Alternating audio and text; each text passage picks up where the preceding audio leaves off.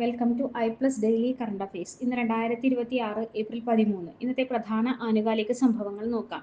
ടക്കേഡയുടെ tetravalent dengue vaccine TAK 003 4 മുതൽ 60 വയസ്സ് വരെ പ്രായമുള്ളവരിൽ ഉപയോഗിക്കുന്നതിന് ഡ്രഗ്സ് കൺട്രോളർ ജനറൽ ഓഫ് ഇന്ത്യയുടെ കീഴിലുള്ള സബ്ജക്ട് എക്സ്പെർട്ട് കമ്മിറ്റിയിൽ നിന്ന് അടുത്തിടെ അംഗീകാരം ലഭിച്ചു. ടാക് 003 എന്നത് ഡെങ്കി വൈറസിന്റെ 4 സെറോടൈപ്പുകളിൽ നിന്നും സംരക്ഷണം നൽകുന്നതിനായി രൂപകൽപ്പന ചെയ്തിട്ടുള്ളതാണ്.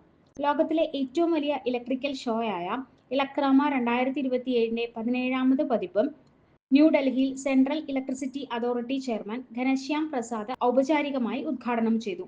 Indian electrical and electronics manufacturers അസോസിയേഷനാണ് ഈ പരിപാടി സംഘടിപ്പിക്കുന്നത്. ജർമ്മനി ഇതിൽ പങ്കാളിയാണ്. ഇന്ത്യയിലെ ഏറ്റവും വലിയ ഓട്ടോമൊബൈൽ കയറ്റുമതി കേന്ദ്രമായ മുദ്ര തുറമുഖം ഉയർന്നു വന്നിരിക്കുന്നു. ഒറ്റക്കപ്പലിൽ 6008 കാറുകൾ കയറ്റി അയച്ച് ദേശീയ റെക്കോർഡ് സൃഷ്ടിച്ചു.